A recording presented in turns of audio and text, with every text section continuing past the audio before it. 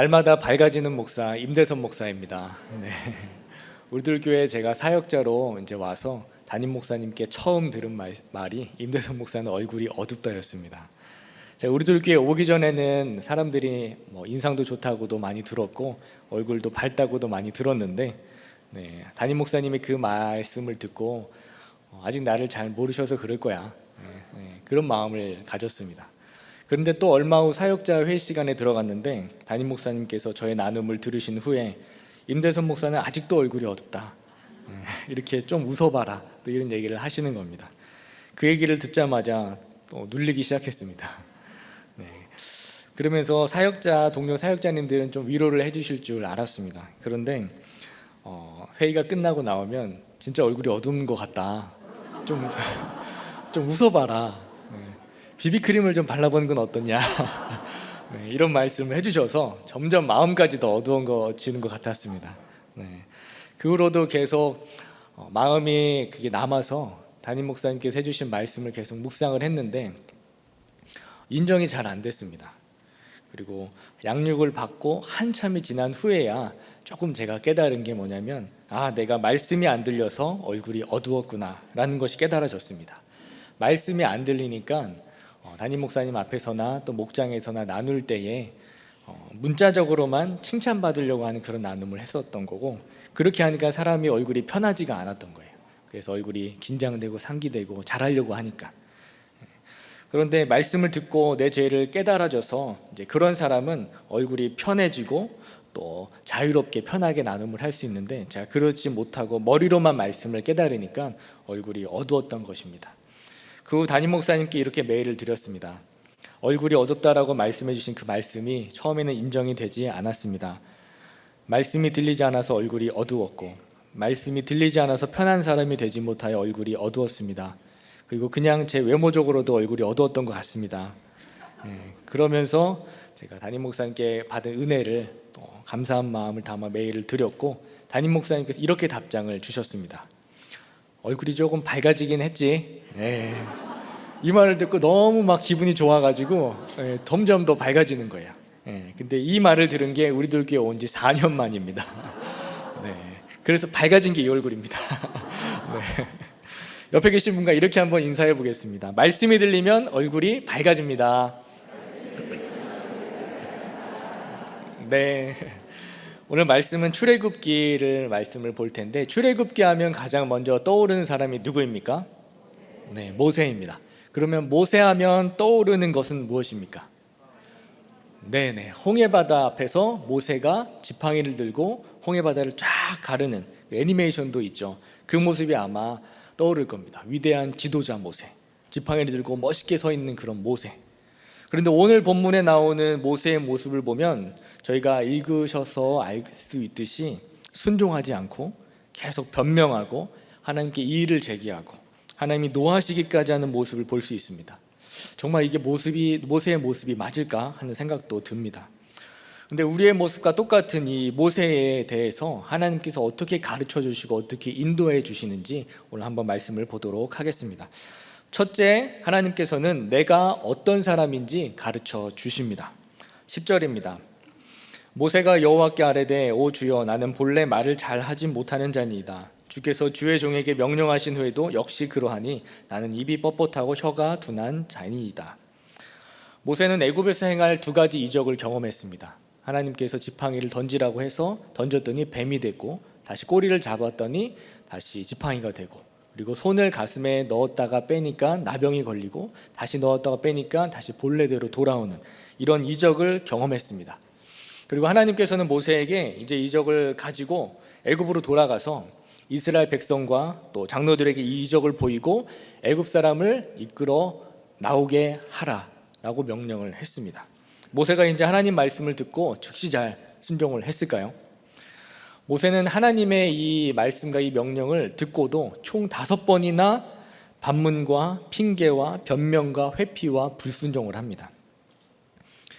내가 너에게 백성 이스라엘 자손을 애굽에서 인도하여 내게 할 것이다 라고 하나님께서 이랬는데, 모세는 제 처지를 보십시오. 제가 누구라고 바로에게 가서 그 백성들을 인도하여 냅니까? 라고 말합니다.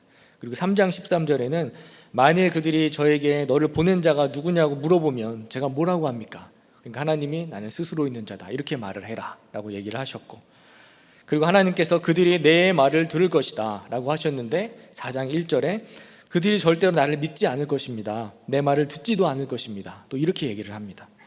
그리고 오늘 4장 10절에 저는 말도 잘하지 못하고 입도 뻣뻣하고 혀도 둔합니다 라고 이렇게 변명을 또 합니다.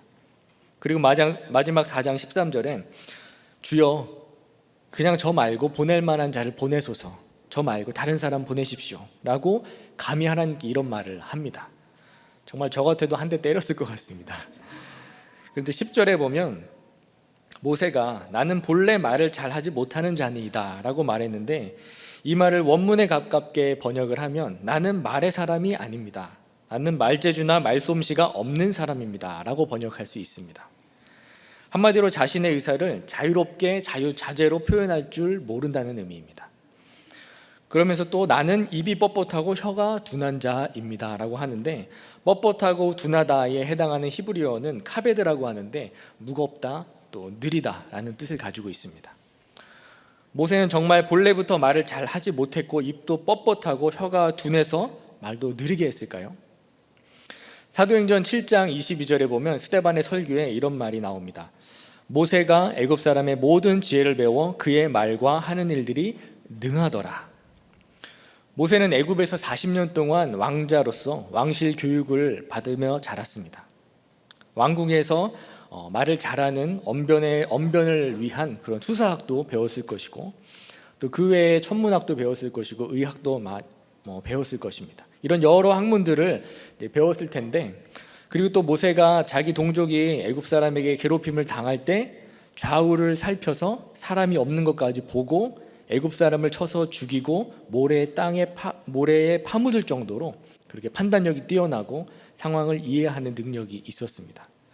그런데 애굽에 가면 바로도 만나야 하고 이스라엘 장로도 만나야 하는데 권위 있게 설명도 해야 하고 이해하기 쉽게 설명도 해야 될 텐데 하면서 이런 인간적인 생각으로 자신에게 맡겨진 사명을 회피하려고 변명하고 있습니다.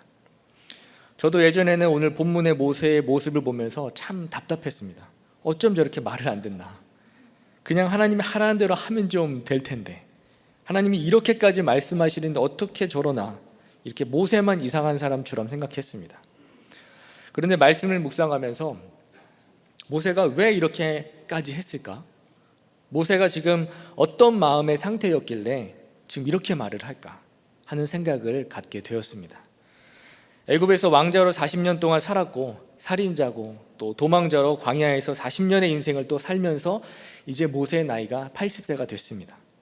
이 모세의 마음 상태가 어땠을까요?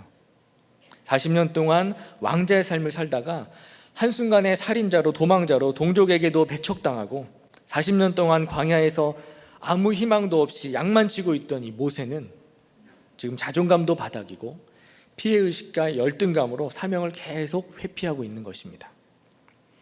모세는 지금 내가 진짜 어떤 사람인지 모르고 있습니다. 자기 자신을 잘 직면하지 못하고, 그래서 하나님은 이런 모세를 위해서 계속 기다려주시고 모세가 어떤 사람인지 가르쳐 주시려고 계시는 겁니다. 모세의 이런 모습을 보면 정말 저와 여러분들의 모습과 똑같은 것 같습니다. 우리에게 주어진 일을 하고 싶지 않아서 회피하려고 하는 그런 모습, 하나님의 말씀을 듣고도 그 말씀에 순종하기 싫어서 변명으로 둘러댔던 모습, 하나님 먹기 살기 바쁜데 조금만 기다려주세요. 저 같은 사람이 어떻게 해요? 자신 없어요. 만약 잘 안 되면 어떡해요? 하나님 아직은 아니에요. 나중에 조금 안정되지면 평안해지면 그때 순종할게요.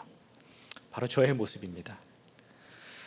모세가 어려서부터 왕궁에서 왕자로 또 사람들에게 총애를 받으면서 왕실 교육을 받으며 자랐던 것처럼 저도 모태신앙으로 태어나서 목사님이신 아버지에게 FM 신앙교육을 받으면서 그렇게 자랐습니다. 어른들은 항상 칭찬해 주셨고 아버지를 따라서 목사님들을 만나면 네가 임 목사님 아들이구나, 목사님 아들이구나 이렇게 하면서 머리를 쓰다듬어 주셨습니다. 그렇게 착하고 모범적인 목사님 아들이었는데, 그런데 어느 날 갑자기 제 인생에 문제가 생기기 시작했습니다. 진짜 내가 어떤 사람인지를 직면하고 가르쳐 주시려고 하는 하나님의 새로운 제 인생 대본으로 전개되기 시작했습니다.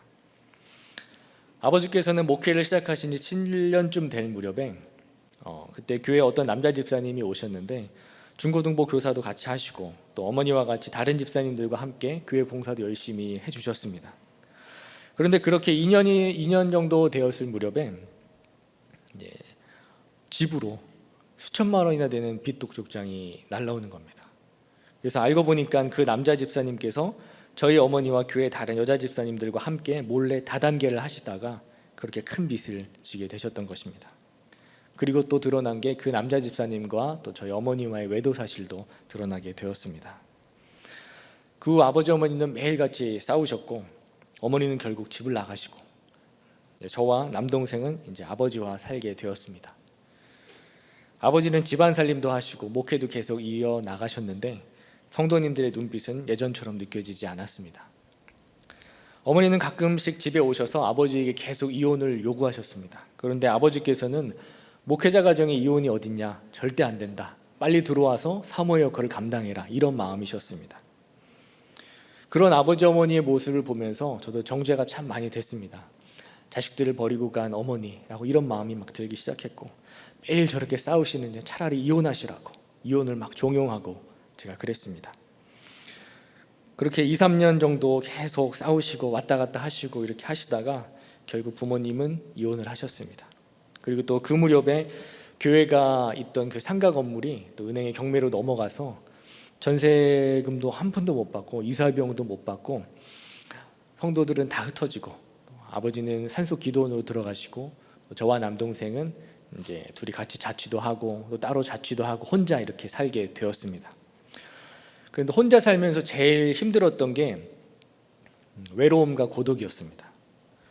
맨날 지하방에서 살다 보니까 곰팡이 있고 벌레들 막 기어다니는 그런 지하방에 있었는데 그 지하방에서 비 오는 날 라면을 끓여 먹었는데 꼭 비 오는 날 라면을 끓여 먹으면 뭔가 우울해집니다. 그러면서 내 인생에 답이 참 없는 것 같고 어떻게 살아야 하나, 이런 내가 결혼이나 할 수 있을까, 하나님은 왜 우리 집을 이렇게 만드셨을까 하면서 이 인생의 고난이 해석되지 않아가지고 신세 한탄만 하면서 그렇게 자존감은 계속 내려갔습니다.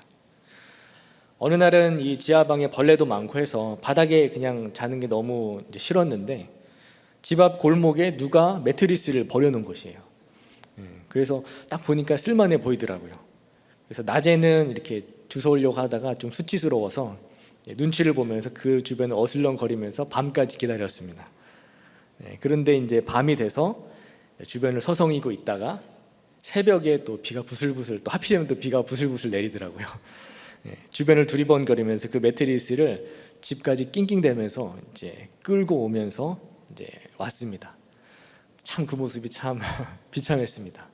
가지고 와서 이제 대충 좀 닦고 이불 커버를 뒤집어 씌워서 거기서 딱 잠을 자는데 너무 좋은 거예요. 그런데 한편으로는 그런 끌고 오고 하는 그런 모습들이 제 모습이 제3자 입장에서 좀 보이면서 참 찌질해 보이고 비참해 보였습니다. 그러면서 또 올라오는 것이 아버지 어머니에 대한 그런 원망과 하나님에 대한 원망과 내가 왜 이렇게 살아야 되나, 잘못은 부모님이 했는데 내가 왜 피해를 받아야 되나, 이런 마음으로 살았습니다. 하나님이 진짜 날 사랑하신다고 하는데 진짜 날 사랑하시는 게 맞나? 라는 이런 마음이 들었습니다. 그렇게 칭찬받고 존경받던 그런 목사님 아들로서 잘 살다가 하루아침에 부모 없이 혼자 살게 돼버린 이 상황들이, 이 환경들이 해석되지가 않았습니다. 이런 상태로 살다 보니까 진짜 내가 어떤 사람인지도 모르고, 또 어떤 분은 네가 아버지가 목사님이시니까 너도 신학교 가서 목사님 돼야지, 이렇게 하면 내가 지금 월세 낼 돈도 없고 지금 돈이 어디 있어서 내가 신학교를 갑니까? 그리고 나는 아버지 같은 그런 목사님 안 할 거라고 회피하고, 그리고 또 교회 가면 사람들이 네 부모님 뭐 하시냐, 어디 사냐, 무슨 일 하냐 이렇게 물어볼까 봐 제가 큰 교회를 돌아다니면서 그렇게 적당히 회피하면서도 살곤 했습니다. 왕자로 살았던 모세도 광야에서 40년간 양이나 치고 살면서 자존감은 낮아지고 피해의식과 열등감으로 회피하며 살았기 때문에 모세는 그냥 홀로 침묵하면서 사는 것이 익숙해져 있었을 것입니다. 그런데 하나님은 그런 모세를 사용하시려고 계속 사명을 불어넣어 주시고 내가 어떤 사람인지를 계속 가르쳐주고 계십니다. 이런 모세와 같이 저 여러분들의 모든 삶 가운데도 해석이 안 되지만 하나님께서 내가 진짜 어떤 사람인지를 계속 가르쳐주시는, 그런 가르쳐주시는 하나님을 경험해 보시기 바랍니다. 적용 질문 드리겠습니다. 내가 진짜 어떤 사람인지를 잘 직면하고 있습니까? 나는 어떤 변명으로 불순종을 합리화합니까? 알면서도 순종하기를 주저하는 일은 무엇입니까? 뻣뻣하고 둔하여 부족하다고 생각하는 부분은 무엇입니까?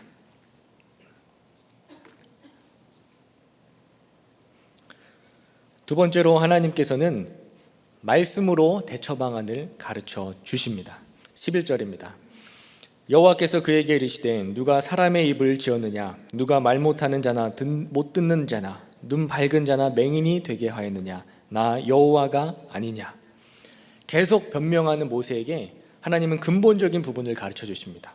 누가 사람의 입을 만들었느냐, 누가 말 못하고 못 듣고 눈 밝은 사람이나 맹인을 만들었느냐, 창조주인 나 여호와가 그렇게 만들었다라고 가르쳐 주십니다. 그럼 하나님은 왜 말 못하고 듣지 못하고 보지 못하는 사람들을 그렇게 만드셨을까요?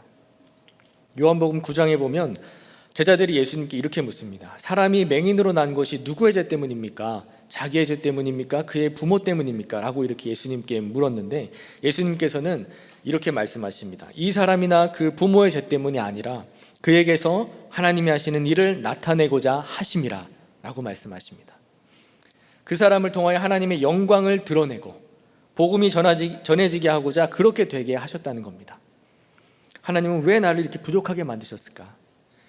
하나님은 왜 우리 집을 이렇게 되게 하셨을까? 하나님은 왜 나에게 장애를 주셨을까? 하나님은 왜 나에게 암을 주셨을까? 왜 나에게 이렇게 정신적인 아픔과 상처와 고난을 주셨을까? 그 이유는 나를 통해서 하나님의 영광이 드러나게 하시려고, 나를 통해 복음이 전해지게 하시려고 그렇게 하신 것입니다. 12절입니다. 이제 가라, 내가 내 입과 함께 있어서 할 말을 가르치리라. 계속 변명하고 핑계대고 하나님을 신뢰하지 못하는 모세에게 하나님은 대처 방안을 가르쳐 주십니다. 모세야, 네가 스스로 본래부터 말을 잘 못하는 자라고 하고 입이 뻣뻣하고 혀가 둔하다고 하는데 그럼 본래부터 누가 그렇게 되게 했느냐? 나 여호와가 아니냐? 그러니까 걱정하지 말고 이제 가라. 내가 내 입과 함께 할 것이고 내가 말할 때에 내가 무슨 말을 해야 할지 내가 가르쳐 줄 것이다 라고 이렇게 말씀하십니다. 여기서 가르치다라는 말은 히브리어로 화살을 겨냥하다라는 의미도 내포되어 있습니다. 다시 말하면 하나님께서 모세에게 요구되는 모든 지혜의 원천이 되셔서 화살로 관역을 겨냥하듯이 가장 정확하고 적절한 대처 방안을 제시해 주시겠다는 약속이 이 가르치다입니다. 하나님은 모세에게 이스라엘 백성과 또 장로들에게 뭐라고 하든, 그 사람들이 뭐라고 하든, 바로가 뭐라고 하든 내가 내 입과 함께 있으니까 그리고 적절하게 정확하게 어떻게 얘기해야 할지를 그 대처 방안을 가르쳐 주신다고 하시는 겁니다. 너무 든든하고 신뢰가 되지 않습니까? 우리 삶에 고난이 올지라도 아픔과 상처와 연약함이 있을지라도 이런 우리를 위해서 어떻게 살아야 하는지, 어떻게 해석해야 하는지 하나님은 정확히 말씀으로 대처 방안을 가르쳐주고 계십니다. 제일 정확한 대처 방안은 말씀입니다. 애굽의 바로왕 앞에서 재앙을 선포할 때도 출애굽하고 광야에서 이스라엘 백성에게 할 말도 시내산에서 가르쳐주시고 순간순간 정확하게 모세의 입을 통하여서 말씀으로 어떻게 대처해야 할지를 가르쳐주십니다. 하나님은 그러면 그렇게 우리를 그렇게 만드신 이유도 분명히 있을 것이고 어떻게 대처하며 살아야 할지도 하나님이 가르쳐 주실 겁니다. 어떻게 가르쳐 주실까요? 바로 말씀으로 가르쳐 주신다는 것입니다. 어떤 일이든 구원의 관점으로 보고 큐티하며 깨닫게 해주시는 말씀으로 우리 삶의 문제를 해석하면서 그렇게 대처해 나가야 합니다. 부모님이 이혼하시고 그렇게 교회와 가정이 다 깨지고 난 뒤에 저의 삶은 말씀드렸듯이 그렇게 찌질해 보이고 불쌍해 보이는 그런 환경이었습니다. 또 그렇게 살았습니다. 그러면서 열악한 삶을 변명 삼아서 내가 얼마나 죄인인지는 보지 못하고 부모님에 대한 피해의식과 그런 열등감으로 살았습니다. 그러다 어머니는 믿지 않는 분과 불신재혼을 하시고 세상으로 떠내려 가셨고 아버지는 믿는 분과 신재혼을 하셨습니다. 네. 또 아는 지인 통해 소개받아서 신재혼을 하셨고, 그러니까 갑자기 새아버지가 생기고 새어머니가 생겼습니다. 그런데 두 분 다 이렇게 재혼을 하시고 나서 제일 먼저 생긴 문제가 있었습니다. 바로 제 결혼식 때였습니다. 네. 부모님이 앉으시는 혼주석 그 자리에 누가 앉느냐의 이 문제였습니다. 누가 앉으셨을까요? 결혼식 전에도 제가 이 문제 때문에 사실 고민을 많이 했습니다. 고민을 하고 이렇게 있는데 갑자기 친어머니께 연락이 와서 본인께서 그 자리에 앉겠다고 하시는 겁니다. 그래서 아버지에게 얘기를 하니까 아버지는 절대 안 된다. 재혼하신 새어머니가 앉게 되면 새어머니가 앉아야지. 그것이 당연하지 않냐. 어떻게 그럴 수 있냐. 무슨 염치로 그렇게 그 자리에 와서 앉냐. 친척들 보기에 어떻게 무슨 망신이냐 하면서 화를 내셨습니다. 근데 제 생각에도 어머니가 이제 결혼하셔서 출가 외인이시고 네. 앉게 되면 새어머니가 앉는 게 맞다는 마음도 저에게 들었습니다. 그런데 친어머니가 엄마가 죽은 것도 아니고 평생 한 번뿐인 아들 결혼식에 내가 왜 앉지 못하냐 하면서 계속 고집을 부리시니까, 또 아버지를 또 잘 설득해 보라고 막 하시니까 저도 마음속에서 어머니에 대한 그 예전에 어머니께서 가족을 힘들게 하셨던 그런 것들이 또 올라오고, 어머니가 욕심이 아닌가, 이제 와서 그 자리에 앉겠다고 하신 그 모습이 너무 싫었습니다. 제가 그때 우리들 교회 공동체를 만났더라면 큐티 말씀으로 대처 방안을 찾았을 텐데, 계속 그렇게 의견이 맞지 않으니까 제가 그냥 너무 화가 나고 제 혈기로 그럴 거면 두 분 다 아무도 앉지 말라고, 새어머니도 앉지 말고 어머니도 앉지 말고 아무도 앉지 말라고 그렇게 했습니다. 그렇게 제가 혈기를 내면서 이제 얘기해서 결국 제 결혼식에는 친어머니도 못 오시고 새어머니도 못 오시고 아버지 혼자 그 혼주석 자리에 앉게 되셨습니다. 제가 그 결혼식 때 혼자 앉아 계시는 그 아버지의 그 모습을 이렇게 딱 보는데 너무 외로워 보이고 쓸쓸해 보이고, 내가 이 결혼식을 내 혈기로 이렇게 만든 건 아닌가, 정말 마음이 아프기도 했고, 한편으로는 아버지 어머니의 삶의 결론인 것 같기도 하고 이런 마음도 들었다가 너무 안쓰럽기도 하고 너무 외로워 보이는 거예요. 그래서 결혼식 때 이제 절을 하고 아버지를 이렇게 안아드리는데 눈물이 너무 많이 났어요. 제 혈기로 이렇게 만든 것 같아서. 그런데 제가 결혼을 하고 1년이 좀 안 돼서 제 남동생도 결혼을 했습니다. 근데 제 남동생 결혼식 때 어떻게 되었을까요? 어머니께서 또 혼주석에 앉겠다고 하시는 겁니다. 사실 그 사돈 되시는 분들도 또 빈자리가 혼자 앉아 계시는 게 좀 이제 그러셨기도 했었고, 또 어머니도 이제 앉겠다고 하시는 겁니다. 아버지는 또 앉게 되면 새어머니가 앉아야지, 왜 니네 엄마가 앉냐 그러면서 안 된다고 하셨습니다. 그런데 저도 이번에는 제 결혼식이 아니고 동생 결혼식이니까 제가 뭐라고 할 수 없는 상황이었고, 동생은 누구를 앉혔을까요? 동생은 결국 친어머니를 혼주석에 앉히셨습니다. 그날 결혼식에 아버지 옆에 진짜 오랫동안 안 보고 사시다가 어머니가 그 옆에 앉아 계시는데, 아버지가 어머니를 한 번도 쳐다보지 않으시고 한 번도 거의 웃지 않으셨습니다. 나중에 알게 된 사실은 그날 동생 결혼식에 새어머니께서 아버지와 함께 시골에서 올라오셨는데 결혼식이 끝날 때까지 지하 주차장에서 기다리고 계셨다고 합니다. 여러분은 이런 상황이 오면 어떻게 대처하시겠습니까? 우리들 교회 성도님들은 당연히 큐티하면서 하나님께서 가르쳐 주시는 말씀으로 묻고 공동체에 물으면서 대처 방안을 찾으셨을 것 같습니다. 그런데 저는 구원의 관점으로는 생각하지 못하고 제 인간적인 생각과 제 혈기로 그렇게 대처를 했습니다. 맞고 틀리다가 정답이 아닙니다. 구원을 위한 방안이 정답입니다. 우리 삶에 문제와 고난이 왔을 때 어떻게 대처해야 될지 모를 때 말씀으로 묻고 공동체에 묻고 그렇게 대처하시는 우리 저와 여러분들이 되시기를 소원합니다. 적용 질문 드리겠습니다. 나에게 닥친 고난을 어떤 방법으로 대처합니까? 이제 가라는 명령을 받고 사명을 위해 가야 할 곳은 어디입니까?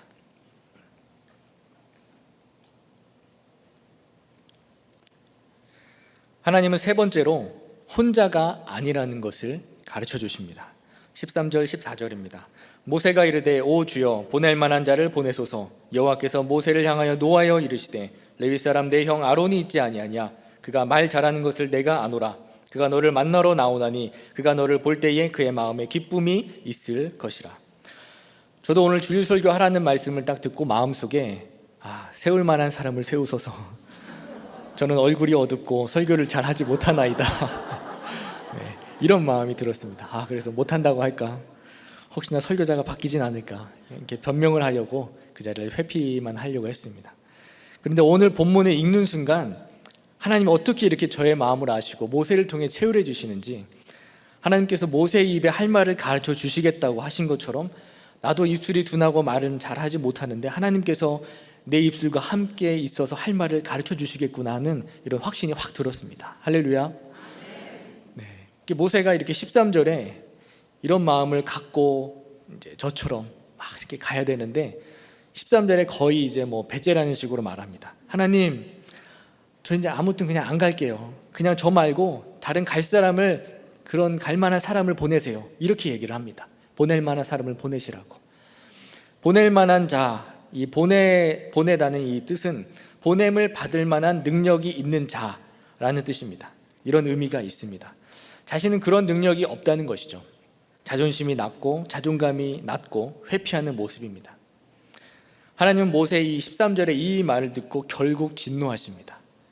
그러나 하나님의 이 진노하심은 멸망받을 자들에게 심판을 내리시려고 하는 그런 진노하심이 아니라 그 안에는 하나님의 뜻 가운데로 인도하시고 가르쳐 주시려고 하는 하나님의 사랑이 내포되어 있습니다.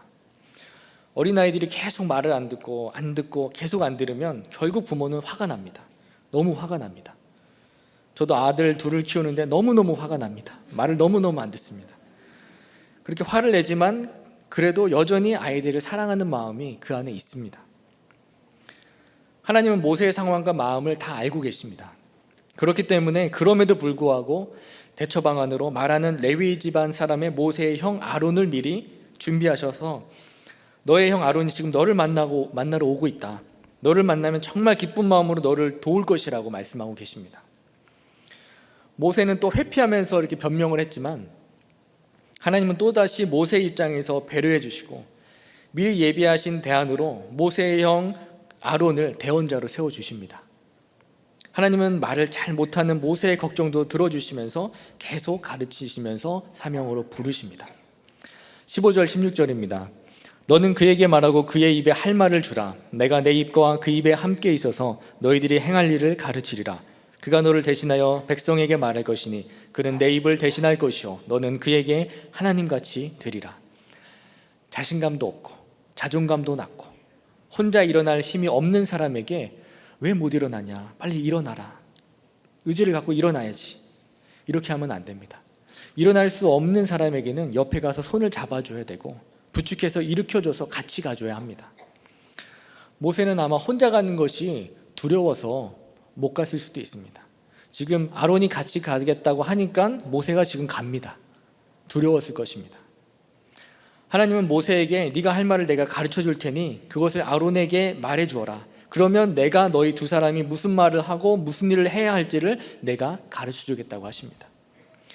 이 말을 들은 모세는 갑자기 자신감이 생겼을 것입니다. 그러면서 나는 혼자 가는 게 아니었네. 바로 앞에 혼자 가고 이스라엘 장로들과 백성들 앞에 혼자 가는 것이 두렵기도 했는데 말 잘하는 우리 형과 같이 함께 가고 하나님께서도 계속 내 입에 할 말을 가르쳐 주시겠다고 하시니 모세는 점점 자존감이 생기고 자신감이 생기고 하나님에 대한 신뢰와 믿음이 생겼을 것입니다. 너는 절대로 혼자가 아니라는 것을 가르쳐 주시려고 이렇게 하나님께서는 기다려 주시고 또 모세를 사명의 자리로 이렇게 인도해 주십니다. 혼자인 것 같으십니까? 혼자 해결해야 될까 봐 두려우십니까? 하나님은 절대로 우리를 홀로 두지 않으셨습니다. 지금도 나를 위해 기도하는 우리 목장 식구들이 있고 나를 위해 기도하는 부모님이 있고 우리 자녀들이 있고 내 옆에 공동체가 있습니다. 하나님은 내 옆에 공동체와 함께 공동체를 통해 말씀을 듣고 전하게 해주시고 함께 구원을 위한 사명을 감당하게 하십니다. 어떤 청년의 나눔인데 모태신앙으로 태어난 이 청년이 하나님께 관심이 거의 없이 이렇게 신앙생활을 하다가 또 아빠의 잦은 바람으로 부모님 사이에 그런 싸움도 많았고 또 그렇게 성품 좋은 사람으로 그렇게 살았다고 하는 청년입니다. 그러던 중 우리들 교회에 오게 되었고 자유롭게 이렇게 나눔하는 분위기가 너무 좋아서 정착을 하게 되었다고 합니다. 처음 느껴보는 이 자유가 너무 좋아서 교회에 와서 경계 없이 사람들을 만났고 혼전순결도 지키지 못하는 등 치우치는 그런 행동들을 하면서 말씀은 듣지만 삶으로 전혀 살아내지 못했다고 합니다. 그래서 공동체를 때로는 회피하고 잠수를 타다가 하나님이 오래 참으심과 후대하심으로 또 양육을 받고 공동체를 통하여서 해석을 받게 되고 또 회개를 하게 되었다고 합니다. 그러다가 아빠가 3년간 바람을 피고 있었다는 것을 알게 되었는데 그때 정말 배신감을 느끼고 분노로 부모님의 이혼을 끝까지 종용하면서 그렇게 했다고 합니다. 그래도 공동체에 나누는 것밖에 없어서 그것밖에 배운 것이 없어서 공동체에 나누면서 찡찡대는 그런 적용을 하면서 갔다고 합니다. 그런데 하나님은 아빠의 바람을 드러나게 하시고 부모님께 이혼을 강요한 제 모습을 보게 하시면서 아직도 저에게 구속사의 가치관이 하나도 없고 막벨라굴에 묻히기보다 화려한 애굽에 묻혀서 인생을 마무리하는 게 멋있다는 것이라고 생각하는 그런 헛된 기복의 가치관이 심각함을 보고 회개하게 해주셨다고 이렇게 해석을 하고 말씀과 우리들께 공동체가 얼마나 소중한지 찐으로 경험하게 해주셨다라고 얘기를 합니다. 이 청년이 모태신앙이고 성품으로 살다가 혼전순결도 지키지 못했고 자신을 보고 또 회개도 하고 공동체를 떠나서 회피하다가 양육도 받고 회개하고 아버지의 바람 사건 속에서 분노와 배신감과 또 저처럼 부모님의 이혼을 종용하는 자신의 모습을 보고 혼자가 아니라고 생각하고 공동체에 물으면서 이렇게 대처 방안을 찾고 공동체가 얼마나 소중한지를 가르쳐 주셨다는 이 청년의 나눔입니다. 우리들 꽤 청년의 수준이 이 정도입니다. 저보다 나은 것 같습니다. 부모님이 이혼하시고 또 저도 세월이 흘러서 두 분 다 이렇게 재혼을 하시니까 솔직히 마음의 부담이 좀 덜어져서 좀 편했습니다. 그런데 계속 마음에 부담되는 것이 하나 있었습니다. 그것은 바로 세상으로 흘러 떠내려 가신 어머니였습니다. 사실 우리들 교회 오기 전까지는 어머니 구원에 대해서도 그렇게 심각하게 생각하지 않았습니다. 언젠가는 그냥 하나님이 알아서 구원해 주시겠지, 다시 교회로 돌아오게 해주시겠지, 알아서, 이런 마음을 가지고 있었습니다. 그런데 우리들 교회 와서 담임 목사님께서 날마다 한 영혼의 구원을 위해서 애통해 하시며 항상 눈물을 그렇게 흘리시는 모습을 보면서 나는 왜 이렇게 어머니 구원에 대해서 애통함이 별로 없을까? 나는 왜 이렇게 눈물이 나지 않을까? 라는 그런 마음이 들기 시작했습니다. 그래서 공동체의 겉면으로 또 어머니에게 적용을 좀 해봐라 라는 말씀도 듣고 어머니 교회 나와 보시라고 이런 말씀도 드렸습니다. 근데 어머니께서는 지금 말고 나중에 언제 가게 되면 갈게, 이런 말씀을 또 하시는 겁니다. 그런 말을 들으니까 또 마음이 확 다치면서 어머니에 대한 그 미웠던 마음들이 또 올라오는 것이었습니다. 그러면서 예전에 어머니께서 술 드시고 전도사 아들에게 전화해서 술 주정하시고 또 아들에게 전화해서 돈 빌려달라고 하시고 그러더니 이제는 불신재혼까지 하시고 아주 더 고생을 해보셔야, 고난이 와보셔야 그렇게 올 거다라는 이런 마음이 막 들기 시작했습니다. 제가 더 문제죠. 네. 그런데 이렇게 애통함도 없고 어머니를 용서하지도 못하고 미움만 가득한 저 같은 사람을 대신해서 우리 목장 식구들이 울어주시고 공동체 성도님들이 울어주시고 담임 목사님께서도 저 같은 사람을 위해서 눈물로 애통해 주셔서 우리들 교회 온 지 2년 만에 어머니께서 다시 주님 품으로 돌아오셨습니다. 네. 어느 날 전화 통화를 하는데 어머니께서 아들, 엄마 요즘 교회 나가고 있어, 걱정하지 마, 이렇게 얘기를 하시는 겁니다.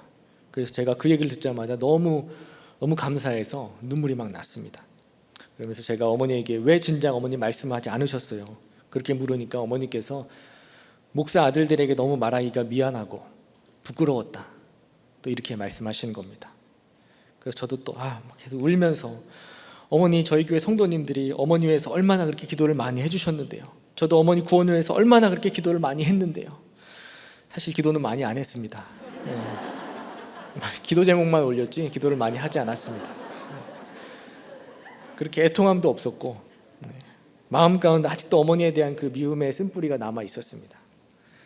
그렇게 어머니의 전화를 끊자마자 제 마음에 든 생각이, 갑자기 확신이 든 생각이, 하나님께서 나의 믿음 없음을 보시고 저의 구원에 대한 애통함 없음을 보시고 공동체의 기도를 들어주셨구나, 나는 이런 마음이 확 들었습니다. 정말 저 혼자 기도했던 것이 아니었습니다. 저 혼자 구원의 사명을 감당한 것이 아니었다는 것을 정말 확실히 깨닫게 되었습니다. 목사라고 하면서도 내가 얼마나 믿음이 없는지, 부모님을 얼마나 미워했던 죄인이었고, 부모님의 이혼을 종용했던 죄인이었고, 어머니의 구원을 방관만 하고 어머니의 구원을 내가 맡고 있는 것은 아닌가 라는 그런 마음도 들어서 회개가 많이 되었습니다. 부모님이 이혼하신 후에도 돌아보면 혼자가 아니었습니다. 쌀이 떨어질 때면 누가 또 쌀을 갖다 주시고, 김치도 갖다 주시고, 등록금이 없을 때는, 저는 신학교를 학부랑 신대원 졸업할 때까지 제가 제 손으로 등록금을 온전히 다 내고 다닌 적이 한 번도 없습니다. 다 누가 도와주셔서, 조금씩 도와주셔서, 이렇게 하나님께서 목사가 되게 해주셔서 생생 낼 수 없게 하나님께서 이렇게 만들어 주셨습니다. 정말 많은 분들의 도움으로 제가 이렇게 살았고, 이렇게 목사가 되게 해주셨습니다. 가정이 그렇게 되고 나서도 혼자 있을 때 죽고 싶은 생각도 너무 많이 들었습니다. 너무 삶이 앞에 보이지 않으니까, 답이 안 나오니까, 정말 앞이 보이지 않았을 때 마지막 생각나는 게, 그래 죽자. 나 같은 사람한테 누가 시집이나 올까? 아무것도 없는데 누가 나랑 결혼이나 할까? 결혼도 제가 못할 줄 알았는데, 혼자였던 저를, 또 아픔과 상처와 결핍이 많은 저를 사랑해주는 사람도 만나게 해주시고, 또 이렇게 가정도 꾸리게 해주시고, 자녀도 주시고, 정말 하나님의 은혜가 아니고는 설명이 안 됩니다. 그리고 지금 이렇게 성도님들 앞에서 제가 이렇게 서서 말씀을 전하는 것도 제 인생 대본에는 없던 장면입니다. 그런데 하나님을 믿는, 또 하나님의 제 인생 대본에는 있었습니다. 제 인생 대본에는 없었지만 하나님께서 저를 향한 계획 가운데는 있었던 것입니다. 하나님을 믿는 사람에게는 절대로 우연이라는 게 없습니다. 다 필연이고 다 하나님의 계획입니다.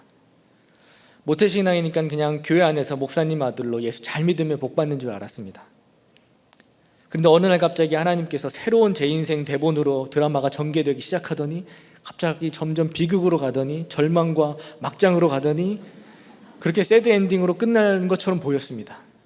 그런데 그렇게 변명만 하고 회피하고 자존감과 자신감이 바닥이었던 모세를 기다려주시고 하나씩 가르쳐주셨던 그 하나님께서, 사명으로 이끄셨던 그 하나님께서 저의 인생에도, 또 우리의 인생에도 때마다 대처 방안들을 알려주시고, 혼자인 것 같지만 때마다 공동체를 통해서 위로해 주시고, 함께 사명을 위해 달려가도록 그런 반전의 인생을 살게 해주셨습니다.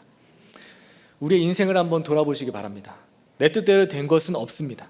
그리고 우리는 내 뜻대로 되면 안 됩니다. 하나님의 뜻대로 살아야지, 은혜로 살아야 됩니다. 우리의 인생 드라마는 하나님이 끝내실 때까지는 끝난 게 아닙니다. 우리 마지막 17절입니다. 너는 이 지팡이를 손에 잡고 이것으로 이적을 행할지니라. 다른 지팡이가 아니라, 하나님은 다른 멋진 새로운 지팡이를 주시지 않았습니다. 애굽 가면 위험하니까 칼을 주시지 않으셨습니다. 40년 동안 양을 치면서 사용했던 이 지팡이를 잡으라고 하십니다. 제가 우리들 교회 부임하고 나서 처음 휘문에서 주일 설교를 들었는데, 그때 담임 목사님께서 하신 말씀이 요한계시록 9장 오직 믿음으로라는 제목으로 설교를 해주셨습니다. 제가 말씀을 준비하면서 한번 이렇게 찾아봤는데 정말 깜짝 놀랐습니다. 계시록 설교를 하시는데 말씀 중에 내가 의지하던 지팡이가 하나님의 지팡이에 잡아먹히고 오직 믿음으로 나아가야 한다, 이 지팡이 얘기를 하시는 겁니다. 정말 소름이 쫙 돋았습니다. 저만 돋은 것 같습니다. 저는 소름이 돋았습니다. 지팡이 얘기를 요한계시록에 이렇게 하시니까. 오늘 마지막 17절에 하나님께서 이제 모세에게 다시 잡으라고 하신 이 지팡이는 양을 치던 그런 지팡이였지만 이전과 다른, 여전히 똑같은 지팡이였지만 이전과 다른 지팡이입니다. 사명을 주셨다고 우리가 지팡이가 바뀌는 게 아닙니다. 이제는 뭔가 새롭게 바뀌겠지, 사명을 받았으니까. 새롭게 바뀐 환경이 주어지겠지가 아니라 여전한 방식으로 우리의 가정과 직장으로 돌아가서 이전과는 다른 사명을 가진 자로서 하나님과 함께 말씀으로 구원의 이적을 행해야 한다는 것입니다.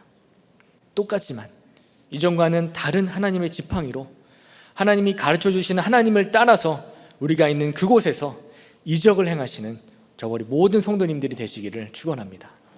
적용 질문 드리겠습니다. 사명을 회피하는 나에게 하나님이 진노하신 사건이 있습니까?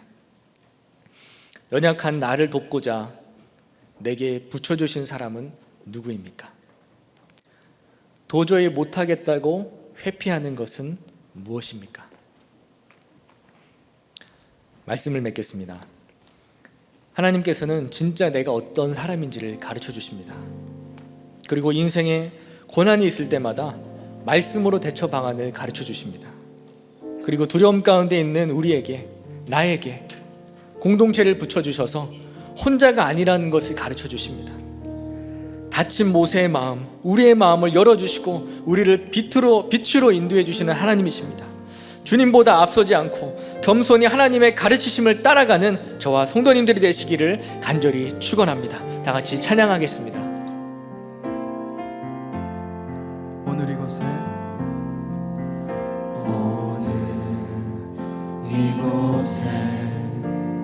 계신 성령님, 우리에게 말씀하시고 우리를 가르치소서.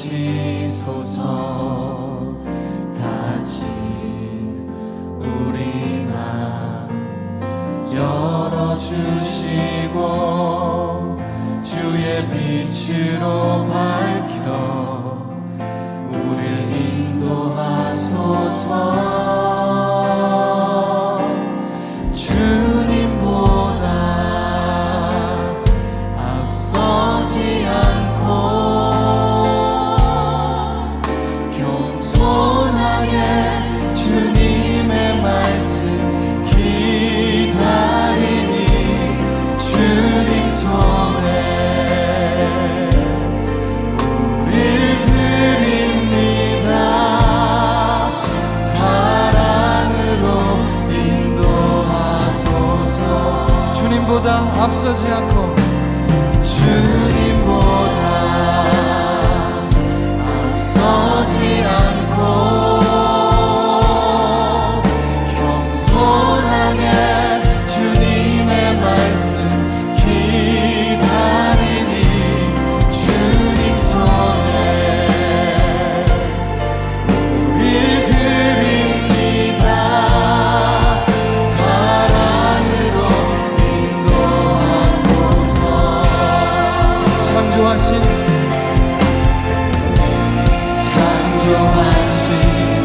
모습 떠난 우리를 예수님과 함께 빚으소서.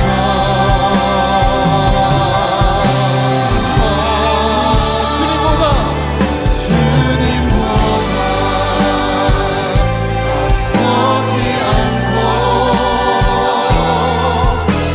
겸손하게 주님의 말씀 기다리니 주님 손에 우리를 드립니다.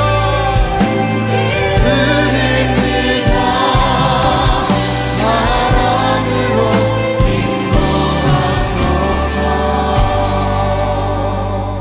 우리 함께 기도하겠습니다. 인간적인 생각으로 부족한 것만 보지 않게 해주시고 뻣뻣하고 둔해도 믿음으로 순종하게 해달라고 기도합시다.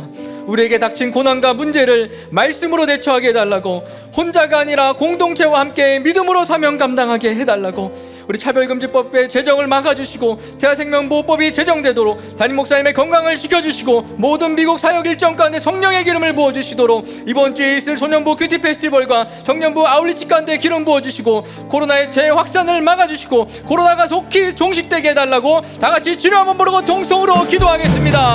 하나님 아버지 감사합니다. 모태신앙으로 교회 생활 잘하고 교회 열심히 다니면 복받고 행복하게 살 줄만 알았는데 부모님의 이혼으로 한순간에 그렇게 가정과 교회가 무너진 사건이 해석되지 않아서 하나님에 대한 원망과 불평으로만 살았던 죄인임을 주님 용서하여 주시옵소서. 평생을 그렇게 어머님을 미워하고 어머니만 가해자라고 생각했는데 우리들 교회 와서 말씀이 들리니까 저의 구원을 위해서 어머니가 수고했다는 것이 깨달아졌습니다. 주님, 우리 가족을 위해서 어머니가 수고했다는 것이 깨달아지게 해주셨음을 주님 감사드립니다. 그러나 아직도 피해의식과 미움이 제 안에 너무나 많이 남아있어서 어머니의 구원에 대한 애통함도 없이 변명하고 회피하고 핑계만 댔던 저를 주님 불쌍히 여겨 주시옵소서. 저의 믿음 없음을 보시고 공동체의 기도를 들어주셔서 어머니가 다시 주님 품으로 돌아오게 되셨는데도 아직도 애통함이 없고 아직도 구원의 애통함이 없는 주님, 저를 불쌍히 여겨 주시옵소서. 이제는 문제와 사건이 와도 말씀으로 대처하게 하여 주시옵시고 혼자가 아니라 공동체 식구들과 함께 담대히 구원의 사명을 감당하는 우리 모두가 되게 하여 주시옵소서. 주님, 이 나라를 주님 불쌍히 여겨 주시옵소서. 하나님의 창조 질서를 무시하고 동성애와 인권을 앞세워서 세우려고 하고 있습니다. 주님, 이 차별금지법을 주님 막아주시옵시고 대하의 생명을 보호할 수 있는 이 대하생명보호법이 속히 제정되게 하여 주시옵소서.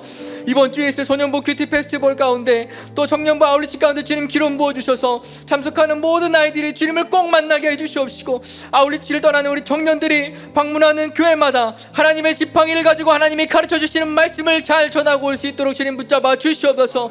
주님, 코로나가 다시 재확산되고 있습니다. 주님, 우리를 불쌍히 여겨주시옵시고 코로나로부터 건강을 지켜주시고 코로나가 속히 종식되게 하여 주시옵소서. 우크라이나 전쟁이 속히 그치게 하여 주시옵시고 전쟁으로 고통받는 많은 사람들을 주님 위로하여 주시옵소서.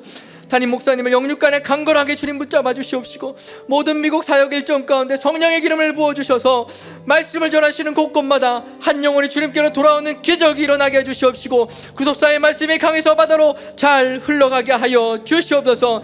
예수님의 이름으로 감사하며 기도드리옵나이다. 아멘.